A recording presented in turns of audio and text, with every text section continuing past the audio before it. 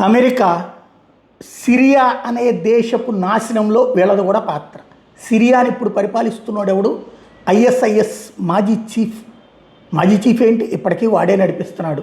ఇప్పుడు వాడు పాలకుడయ్యాడు. వాడిని తీసుకొచ్చి పెట్టిందే అమెరికా. దరిద్రం ఏంటంటే సిరియాలో టర్కీ ప్రోత్సాహక తీవ్రవాదులు, అమెరికా ప్రోత్సాహక తీవ్రవాదులు, ఇజ్రాయెల్ ప్రోత్సాహక తీవ్రవాదులు, ఐఎస్ఐఎస్ తీవ్రవాదులు, ఇట్లాగ ఒక 6 గ్రూపులు ఉంటాయి. ఒక్కొక్క ఏరియా మీద ఒక్కొక్కళ్ళ ఆధిపత్యం.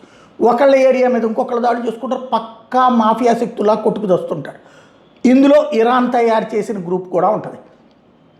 సిరియాతో ఇప్పుడు తాజాగా తన మనిషిని అధ్యక్షుడిగా పెట్టింది కదా, అందుకని అక్కడి నుంచి సిరియాలో ఉన్నటువంటి అమెరికన్ దళాలు సిరియాని ఖాళీ చేసి వెళ్ళిపోవాలని నిర్ణయించుకున్నాయి. టోటల్గా అక్కడ మిలిటరీ ప్రెజెన్స్ని సిరియా నుండి వదిలేసి వెళ్ళిపోతుంది అమెరికా.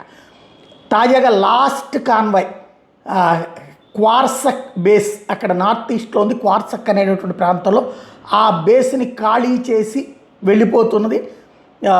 టోటల్గా ఏరియా అంతా కూడా ఇక సిరియాకి అప్పజెప్పేసి వెళ్ళిపోతుంది. ఇప్పటిదాకా సిరియా ఫోర్సెస్ని ఆపి మరీ అమెరికా ఆధిపత్యం వహించిన ఆ ప్రాంతాన్ని తిరిగి ఇస్తోంది. 2014లో ఆ ప్రాంతాన్ని ఆక్రమించుకుని ఆ వాయుసేనని ఏర్పాటు చేసుకున్నటువంటి అమెరికా ఇప్పుడు అది ఖాళీ చేసి వెళ్తా ఆ ప్రాంతాన్ని తగలబెట్టి పోతుందన్నమాట.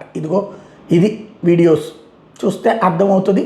సిరియా నుంచి అమెరికా చివరి కాన్వాయ్ వెళ్ళిపోతుంది, చూశారు కదా, అదనమాట కాన్వాయ్ వెళ్ళిపోవడం అన్నది ఇక్కడ చూస్తున్నాం.